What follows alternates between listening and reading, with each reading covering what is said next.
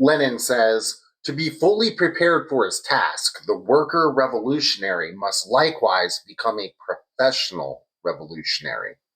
Hence, BV is wrong in saying that since the worker spends 11 and a half hours in the factory, the brunt of all other revolutionary functions, apart from agitation, must necessarily fall mainly upon the shoulders of an extremely small force of intellectuals.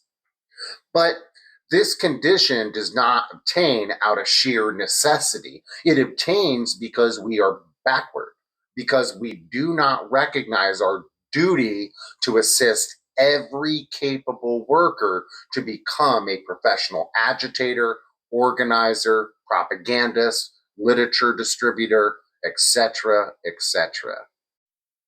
In this respect, we waste our strength in a positively shameful manner. We lack the ability to husband that which should be tended and reared with special care.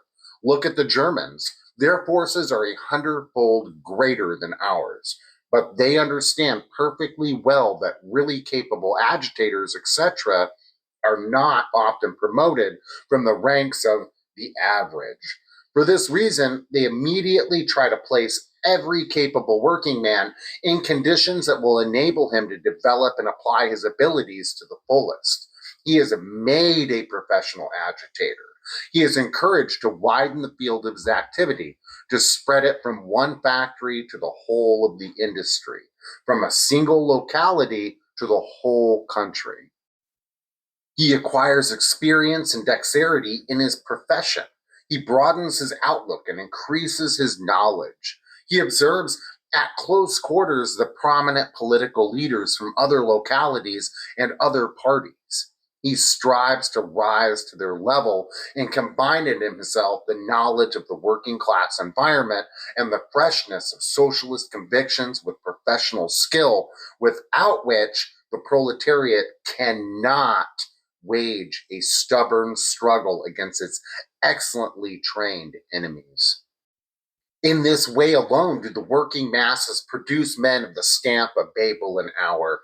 But what is to a great extent automatic in a politically free country must in Russia be done deliberately and systematically by our organizations. A worker agitator who is at all gifted and promising must not be left to work 11 hours a day in a factory. We must arrange that he be maintained by the party, that he may go underground in good times, that he change the place of his activity if he is too large his experience, widen his outlook, and be able to hold out for at least a few years in the struggle against the gendarmes. As the spontaneous rise of their movement becomes broader and deeper, the working class masses promote from their ranks not only an increasing number of talented agitators, but also talented organizers, propagandists, and practical workers, in the best sense of the term, of whom there are so few among our intellectuals who, for the most part, in the Russian manner, are somewhat careless and sluggish in their habits.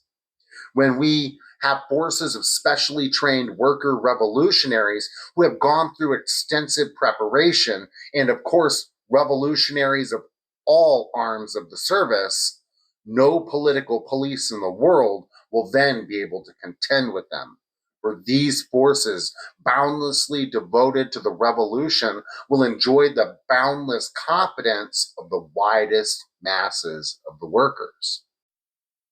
We are directly to blame for doing too little to stimulate the workers to take this path, common to them and to the intellectuals of professional revolutionary training, and for all too often dragging them back by our silly speeches about what is accessible to the masses of the workers, to the average workers, etc.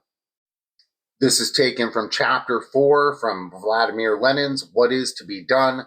Burning Questions of Our Movement. Solidarity, y'all.